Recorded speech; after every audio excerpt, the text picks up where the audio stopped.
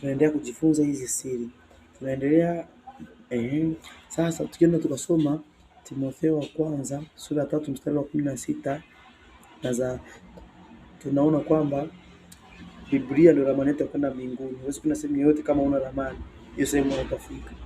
Alafu tukisoma Zaburi sura ya 119 mstari wa 130,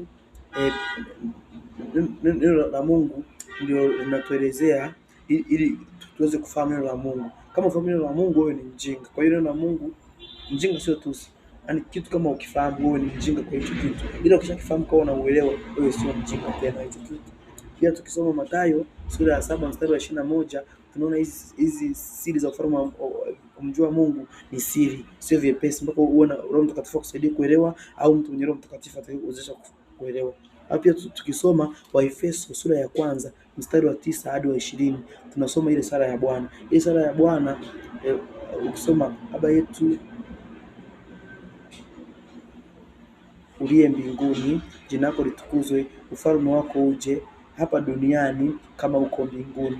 Tunaona kumbe nia ya Mungu kwenye sala yetu hiyo, tunaona Mungu alitaka mapenzi yaliyoko mbinguni ndio mapenzi yake hayo ndio yafanyike duniani. Kwa sababu kitu Mungu ambacho anachokihitaji, anataka aanzishe utawala wa watu watakaoishi hapa duniani, hapa juu ya duniani, baada hii dunia kuondoka na uovu wake, na baada ya shetani kuondoka, na baada ya dhambi kuondoka, na uovu wote, Mungu atakuja kutengeneza mbingu mpya na nchi mpya kama ile ambayo Bwana Yesu atatawala miaka 1000 hapa. Utakuwa ni utawala mmoja ambao utakuwa unampendeza Mungu. Mfano wao utawala utakuwa ndio miaka 1000 atakayotawala Bwana Yesu hapa, na baadaye shetani atafungwa, hata baadaye atafunguliwa kuja kudanganya damu, atakuwa hawezi tena.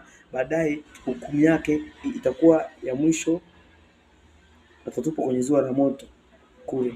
Kwa hiyo Mungu anataka watu waishi sawa katika utakatifu, anataka utawala wake uje. Pia ukisoma Mathayo sura ya 5 mstari wa 3 na ule mstari wa 6, na ukasoma Ufunuo sura ya 3 mstari wa 18 hadi wa 19, utaona utajiri wa kiroho, sio utajiri wa mali za duniani. Hapana, ni utajiri wa ufahamu wa Mungu, hazina ya kimungu zaidi ya hii hela ya duniani. Hapana, ukiwa na ufahamu wa kimungu ndani yako, wewe unakuwa tajiri sana katika ulimwengu wako, kwa sababu utaishi sawa sawa na mapenzi ya Yesu.